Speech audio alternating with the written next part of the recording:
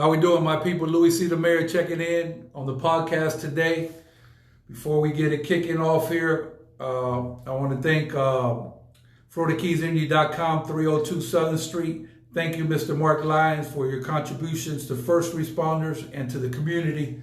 Very big VIP special guest today, Mr. Michael Halpren. Big Mike, how you feeling today? I'm fine, Louie C. How you doing? Great, great. Everything's wonderful. So in case you don't know, Mr. Halpren, gentleman, is a proprietor, Southernmost House, and most importantly, the Michelle Foundation. For those people who do not know what the Michelle Foundation is, can you elaborate on that, sir? Michelle's Foundation is a charitable foundation named after my late wife, Michelle. It operates the Keys Learning Center on Flagler Avenue, which is called Michelle's Center for Learning. It also does the Willy Wonka Chocolate Festival each year. We offer a college scholarship for students here in Key West, in Monroe County, who need help with college tuition, and we do free tutoring at Michelle's Center for Learning. Yeah, I know Michael for a very long time. I'm high profile in media. Michael's low profile. So there's a million things out there that Mike does that a lot of people don't know about, but that's the best way. There's only one person that really need to know, and that's God. Just God. So Michael, before we get into it, share the video, turn notifications on, and start watch parties so we can get this information out, because a lot of stuff going on. First thing I can tell y'all, stay positive. Do not get down in spirits. We're going to come out of this better than we was before. So basically just stay in there, hang in there. There's no need to panic. There should be no panicking going on. I know it's very scary, but we're going to get through it. Like I said, share the video, notifications, and watch parties. So Mike, the $1 billion question, I guess, going on in the financial world is, what do you recommend for tenants and landlords during this crisis of COVID-19 to do based on finances? Louie, in the last 2 weeks, this is the most often asked question that I've received that has been asked of me is, what should the landlords do? And most importantly, what should the tenants do? The tenants do not have the money to pay rent for April 1 and possibly even May 1, and the landlords continue to have mortgage obligations, and they have to pay unless the banks give a mortgage deferment. So both sides are in very difficult position. And so my advice for the landlords and for the tenants is communicate and let each other know exactly what situation you're in and what you need done. I doubt very much that there will be evictions filed based on tenants who are out of work or out of business not being able to pay rent. I don't believe courts will grant evictions.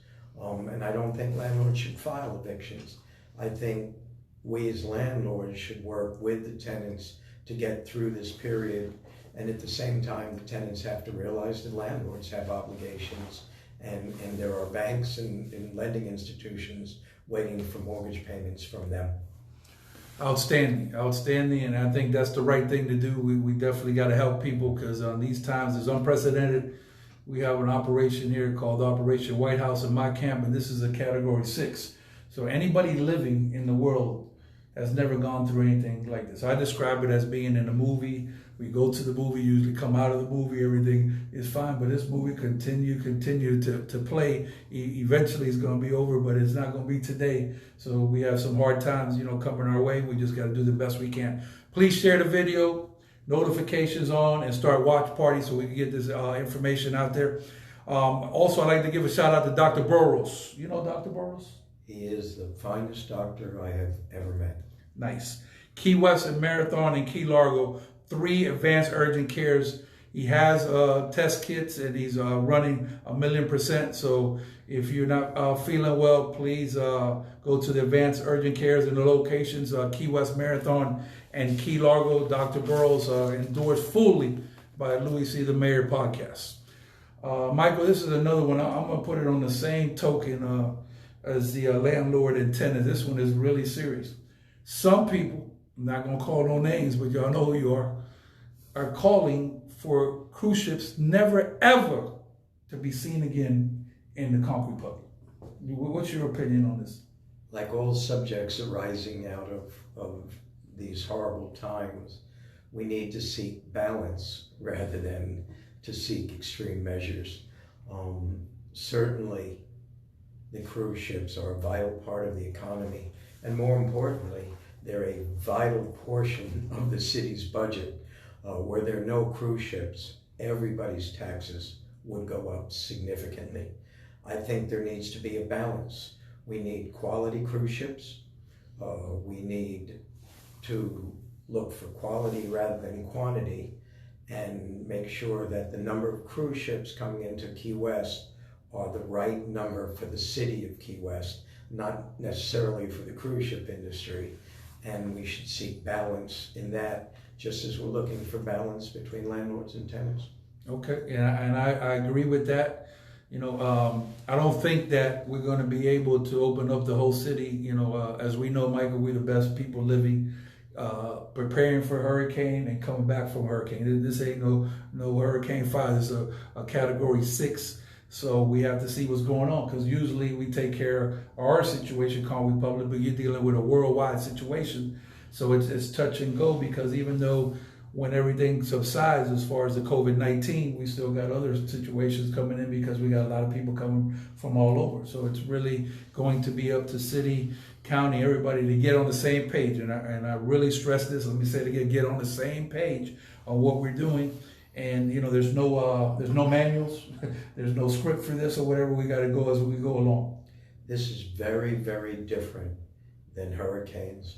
When we have hurricanes, they blow in, they do their damage, and then in a finite period, we rebuild and we open up to the tourism. We always know when a hurricane comes, short of another hurricane following behind, that we'll be able to, as soon as the hurricane leaves, rebuild and get back open again. We have no such assurance here in terms of how much time it will take. We know someday we're going to be back open. We just don't know when that day will be. And we have to err on the side of caution. This is literally a life and death situation, and it is better to protect the health of people than to protect the economy. Nice. Okay.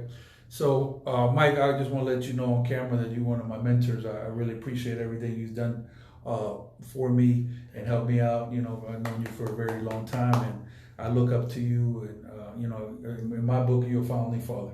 I know you have people that came before you, but I really appreciate that. Thank you, Louie. And Mike, we had a talk a couple of days ago, and Mike was giving me the timeline on when he thinks things might, and I emphasize the word might, get to normal.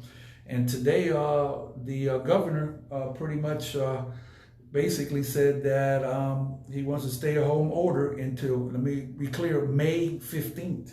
But you said you saw that coming. I did predict that for you a week ago, Louie, and I think it's important that we understand that not only must the virus be conquered here in Key West, the virus has to be conquered around the United States before you open Key West up to tourists from around the country. We need to protect our economy, but most importantly, we need to protect the health of our citizens in Monroe County. If you open up our borders to New York, New Jersey, Connecticut, and there is still an enormous amount of sickness in those counties, and they bring it to us, we have accomplished nothing, and we've put our citizens in jeopardy. So we must be conservative on the subject of when it is safe to reopen businesses. I agree with that. Also, as y'all know, we quadruple check facts around here in this camp. Please share the video, start watch parties, and turn on notifications so we get this word out. More information we get out there to the people, the better people be off. So right now, as of the time we went on the podcast, we have 23 cases in Monroe County. We have 15 travel-related, 5 are community-related, and 3 are under investigation. So that's where the count is at right now. And I'm going to tell y'all not to panic, because more tests is going to be more positive results. This is just the way it is. It's just not Key West or Marathon or Key Largo. This is worldwide. So we're going to get ahead of the curve. We're actually doing very well because, like I said, with Dr. Bros, He has a lot of test kits. There are test kits here. Some people didn't have test kits, so we're gonna, if you meet the criteria for testing, you could get tested. Also, I don't like irresponsible media reports. Okay, as you know, people are already scared. So unless we know something, I would tell my colleagues and stuff, please don't start hype. Hype is good for entertainment and stuff like this. Is not good when we got this thing going on here worldwide. You're scaring people. People don't have the same temperament. Pressure's up, all kinds of stuff up. Like, for example, we talked about the checkpoint. I didn't have to talk to my good friend Sheriff Ramsey or Mayor Heather Carrella, because I know they was working on that. But all day we put this out here, and next thing you know, we got dialogue going all day, back and forth or whatever. We could be doing positive stuff instead of this foolishness. And the checkpoint is open. It's going to stay open. And the governor does what he does. We do what we do out here. The main thing is working. And I know that the resources are tapped with the sheriff department, but they made it happen. I have full faith in them, and I don't think you thought they was going to shut that down. I never thought that the county would shut down this checkpoint after 2 or 3 days. It's very important. It's securing our safety and our health. I think it's very important that the city and the county get on the same page at all times in regards to protecting our citizens. Remember that the governor sets standards, but it is a minimum standard. The cities and counties cannot do less, but they can do more to protect their citizens, and I think we're moving in that direction. And I think the most important thing that I heard right there is the city and the county must get on the same page. This is not like we're in Miami and it's a long way from Dade County into Broward County. We're right across the street. So basically, I think this is where we could do better at. I don't know how we do it. I'm not sure exactly if it's in 1 hour, 19 hours. I don't know what it is, but we have to never have this happening. We must be on the same page. So that's all I ask, that we work on getting on the same page. Also, we've lifted a restriction on Where's the Party Key West, Latinos Cayo Hueso sites on Facebook, where those sites are usually entertainment. You can put any information you want on there, and nobody is going to restrict that. So like I said, share the video, turn notifications on, and start watch parties. Let me see who's checking in on the monitor.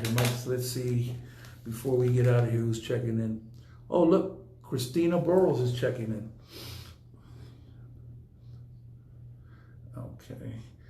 George Martinez, Jason Perez, Elang checking in. Faith is checking in. Thank you all for checking in. Michael, any closing words for the people of Key West Concrete Public? We're a special type of breeds here in this unprecedented phenomenon that we got going on.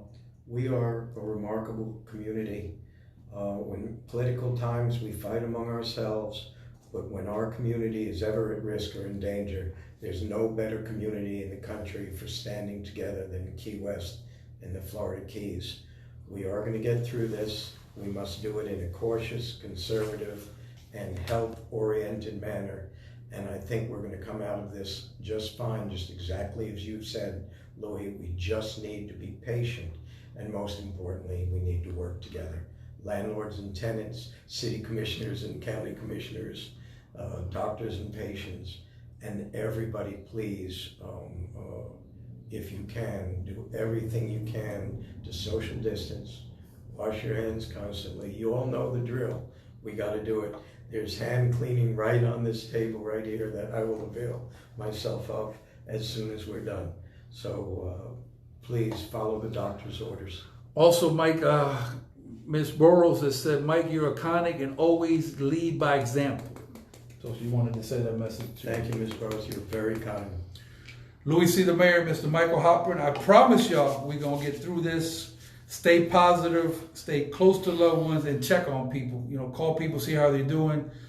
I'm privileged. We're privileged to live down here. We're going to get back to normal, and it's going to be okay. Thank you for watching, and you can watch on all my social media platforms. And thank you all first responders and the people on the front lines. Always. The